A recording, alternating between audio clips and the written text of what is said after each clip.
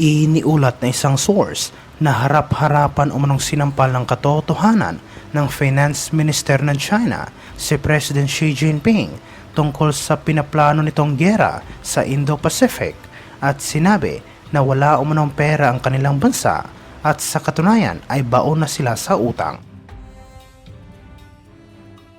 Kinompronta umano ni Chinese Finance Minister Liu Kun si President Xi Jinping sa isang closed-door meeting sa Beijing tungkol sa kasalukuyang sitwasyon ngayon ng kanilang ekonomiya at sinabi umano ng ministro na hindi kakayanin ng kanilang bansa na makipaggera.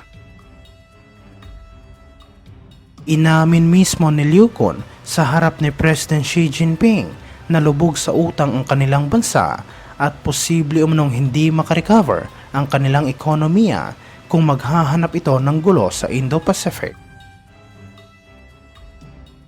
Sinabi ni Liu Kun na dapat umanong i-prioritize ni President Xi Jinping ang pagbangon ng kanilang ekonomiya at ipagpaliban muna ang mga hakbang o plano na makakasama sa kanilang bansa at sa kinabukasan ng kanilang mamamayan. Iniulat ito matapos nanindigan ang Armed Forces of the Philippines na iligal ang presensya ng mga Chinese vessels sa Ayungin Shoal at ang mga ginagawa nitong agresibong aksyon ay labag sa International Coalition Regulations.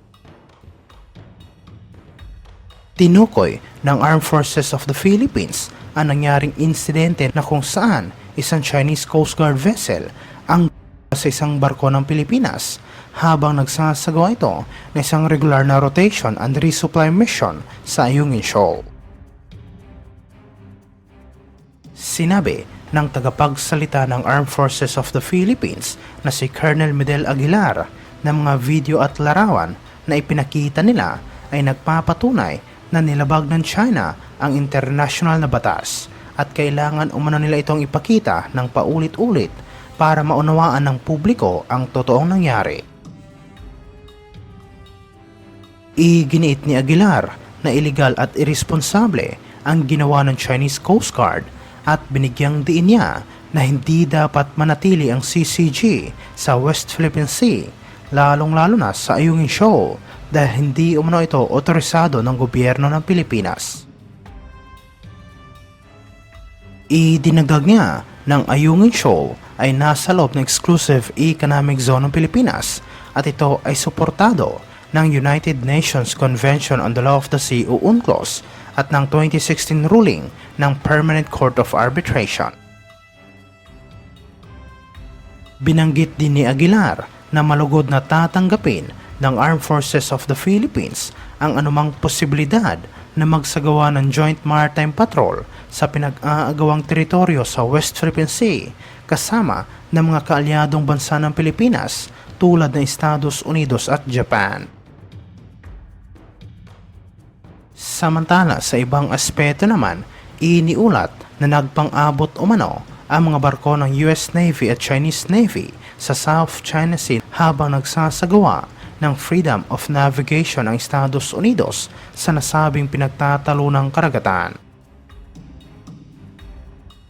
Dineploy ng US Navy ang isang Arleigh Burke-class guided missile destroyer na USS Gravely sa South China Sea upang magsagawa ng freedom of navigation nang bigla umano itong nilapitan ng isang warship ng Chinese Navy.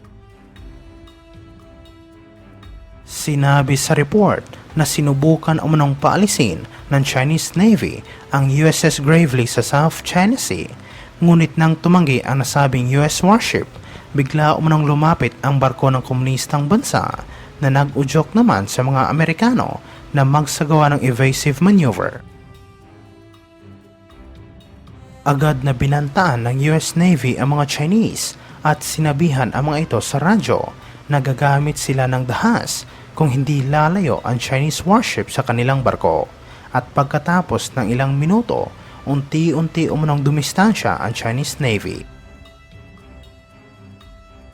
Iniulat ito matapos sinabi ng gobyerno ng Estados Unidos na nagdagdag sila ng 63 proyekto sa loob ng 9 na EDCA sites upang palakasin at mapabuti ang operational capability sa pagitan ng Manila at Washington sa gitna ng komplikadong security environment ngayon sa Indo-Pacific region. Sa isang press briefing, kasunod ng culmination ng Philippines-United States Mutual Defense Board meeting sa Camp Aguinaldo, sinabi ni US Indo-Pacific Commander na tumaas ang bilang ng mga proyekto mula sa 31 na nauna nang naaprubahan. Sinabi niya na naglaan ang Estados Unidos ng mahigit sa $100 milyon para sa pagtatayo ng mga iba't ibang pasilidad na naglalayong gawing moderno ang mga kasalukuyang kampo ng Armed Forces of the Philippines at itaas ang kanilang operational capability.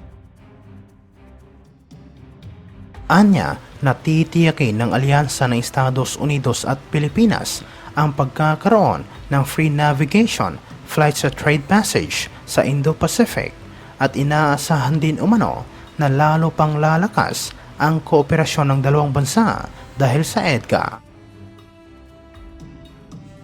Idinagdag niya na mga EDCA sites ay maaaring gamitin sa pag-preposition ng mga armas dahil sa komplikadong sitwasyon ngayon, hindi lamang sa West Philippine Sea, kundi pati na rin sa pagitan ng China at Taiwan.